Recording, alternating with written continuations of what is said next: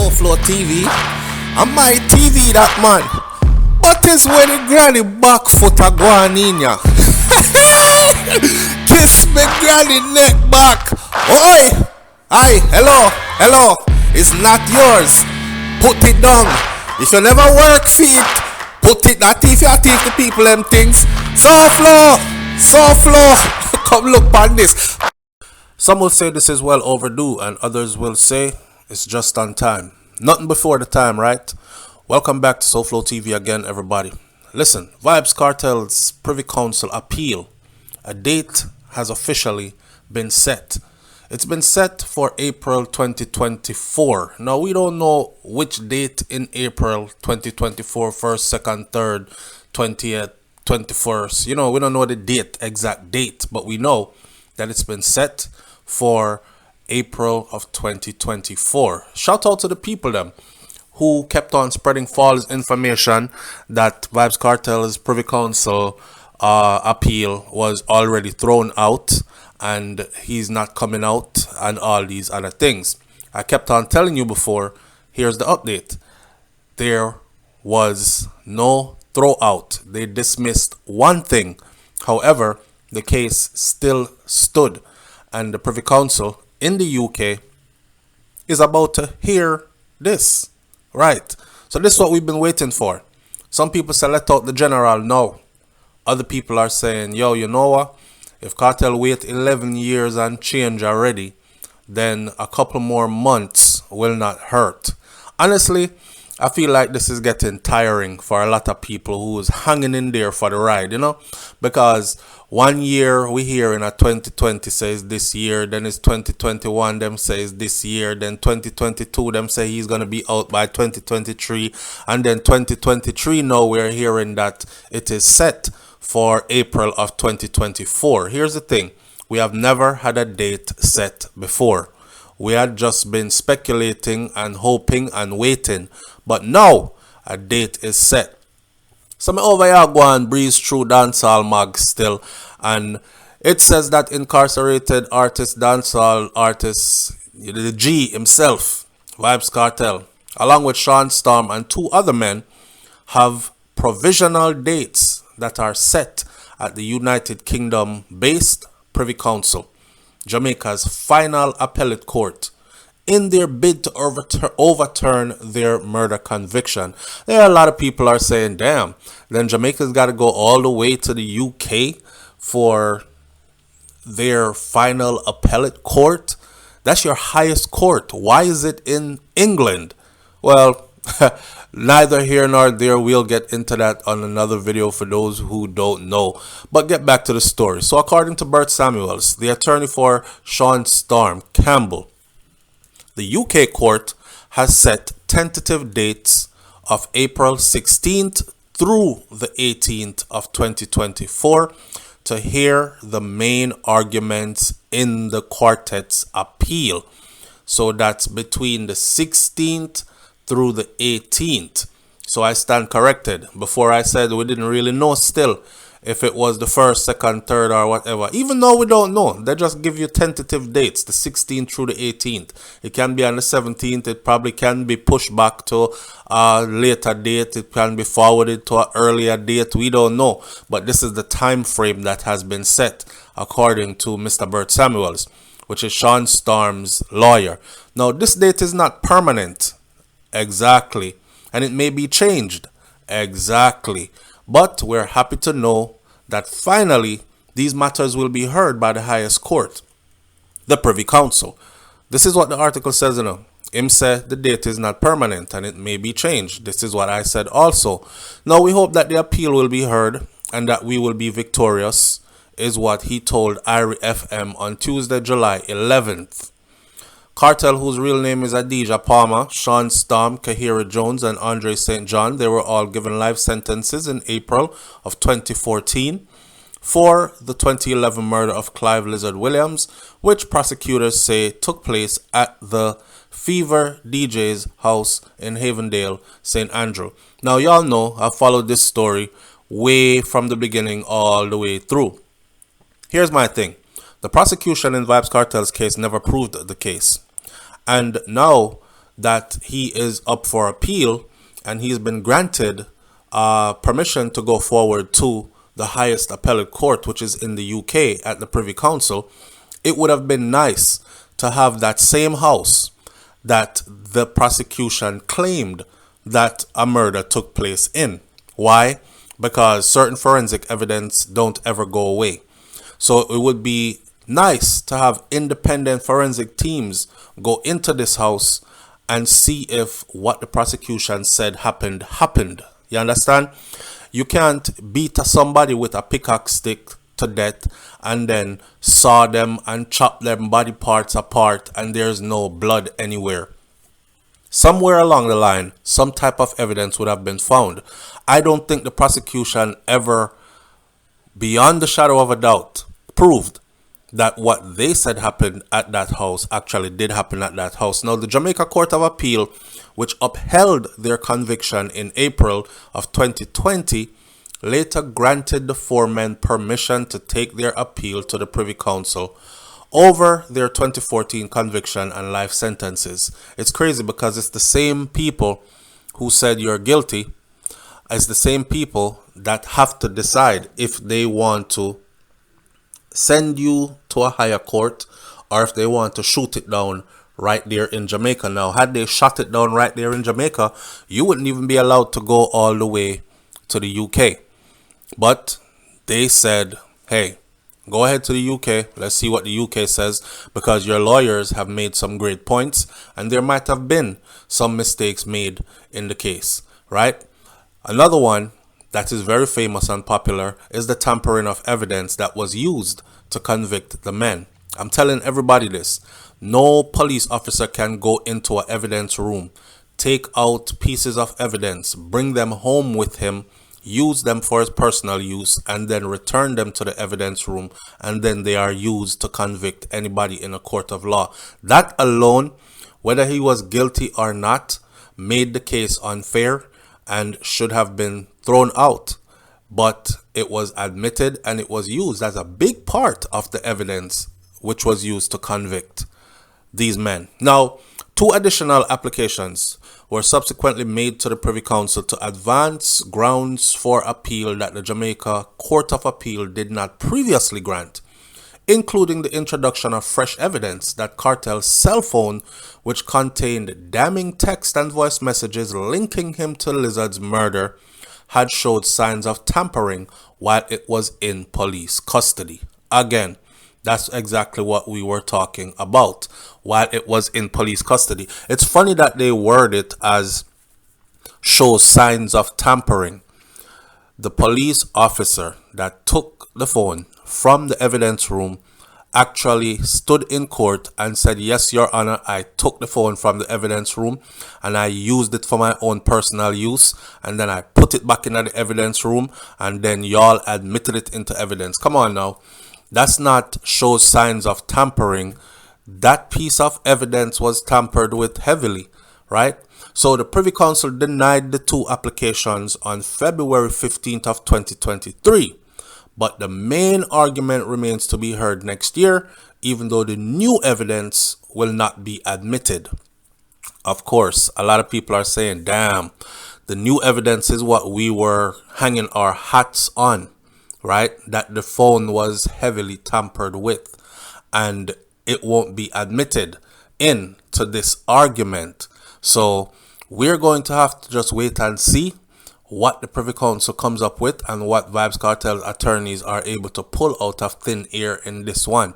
Now, in addition to the cell phone evidence, prosecutors had relied on the sole eyewitness, Lamar Wee Chow, who made an account of the event that took place in August 16th of 2011. Now, Chow had testified that on that day, he had accompanied Sean Storm Campbell and Lizard, who is the deceased, to Kartel's Havendale home, where they were summoned over missing firearms. Bring the man them come round here, or you have to come sit it down or something like that. The firearms they're missing, which were referred to as shoes, right? Lace up my shoes them. The man know have my shoes them. The man better bring back my shoes them, dog. We said that Kartel and Andre St. John and Kahira Jones were already at the house when he got there. This is his account. Now, according to him, Chow said while Kartel was questioning them about the guns, Jones held Lizard from behind while Chow ran into another room, can't catch him afraid. He also said that Kartel and Campbell, Sean Storm, forcibly brought him back into the room where he saw Lizard lying there motionless on his back, with Jones bending over him and St. John holding a concrete block in his hands.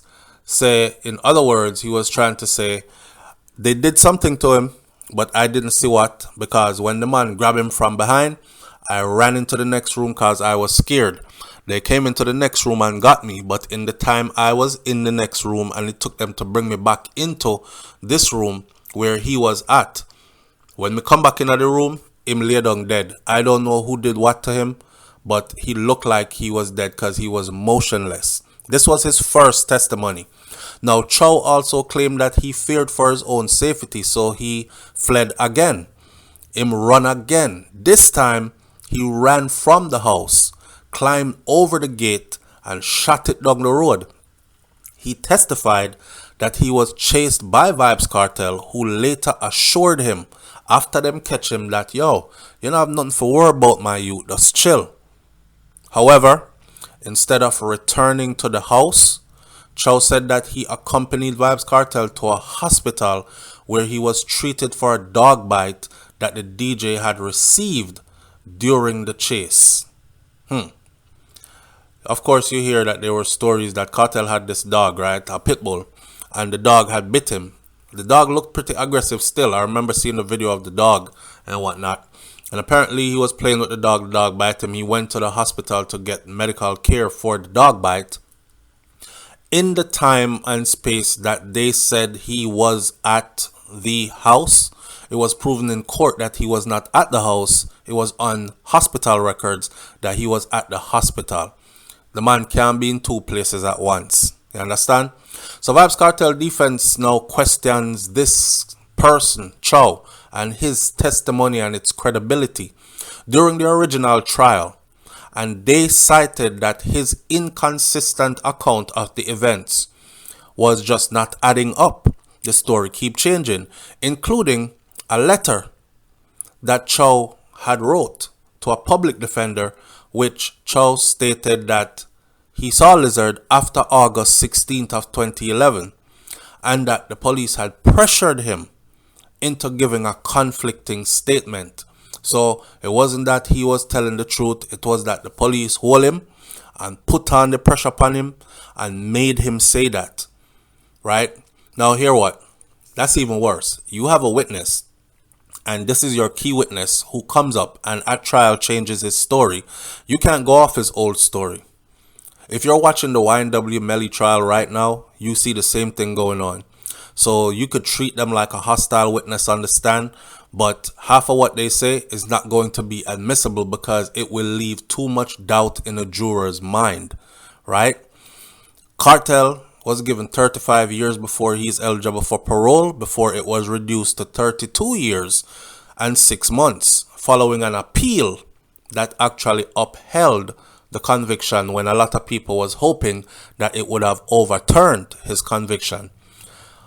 Kahira St. John, who had to serve 30 years before being eligible for parole, had his time shaved down to 27 years and 6 months.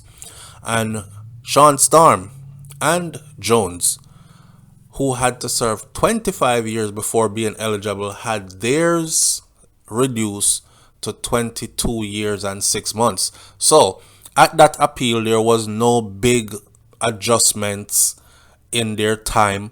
It's not like them say, okay, we'll take off 15 years and then time served. In closing, I'll say this. We have tracked over the years from 2011 all the way till now, all the murders that have happened and all the murderers that have been caught, tried, and convicted, and nobody has gotten any kind of time that looks like 35 years before they're eligible for parole. Even those that have done way more gruesome murders and have even admitted to it, right? So it goes to show that there is an agenda, and the whole agenda was to actually get Vybz Kartel off the streets, him and his group, his gang, his cronies, whatever you want to call them, and to dull his influence by putting him behind bars and in a controlled state. Once he's there, then they can do what they want to do. There were a lot of things that were on the rise for Vybz Kartel. I will never forget that Cliff Hughes interview where he said, anything can go on with me right now, Mr. Hughes. Yeah. And eerily enough, it was the same thing that happened to Ninja Man, where he gave that last interview and he said, right now, me tired of be the donkey where I follow the carrot. Them can do anything them want to do. Not saying guilty or innocent, but just saying when they have things that hang over your head and you decide to stop playing by their rules, appear where they want you to appear, perform at their events they want you to perform at, be their puppet so them can make some money off of you and all that. And you say, me now play them game there. Vybz Kartel said that when him starts keep stage show, he guarantees us that all the other stage show them are going to close down, because it's going to be the Gaza family, it's going to be Empire, it's going to be Vybz Kartel and friends. Something kind of like what Unruly Fest is. Something kind of like what what name they have, which he did, Alkaline has, New Rules. Something kind of like that. Tony Rebel has Rebel Salute, and you have a bunch of different people who have a bunch of different things. Capleton have a St. Mirror me come from. Junior Reid just started his own.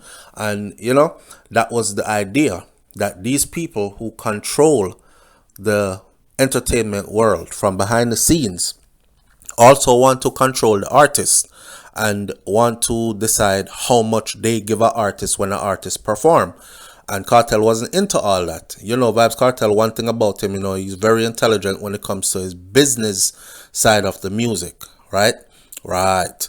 So he had already decided that, listen, instead of me performing at your show where you pay me half of what you're supposed to pay me, and then we have to fight over the other half later, and me end up not get me money and all these things, or you try to undermine how much I'm asking for, like I'm not worth it. How about I don't show up at your show, me just throw my own concert them?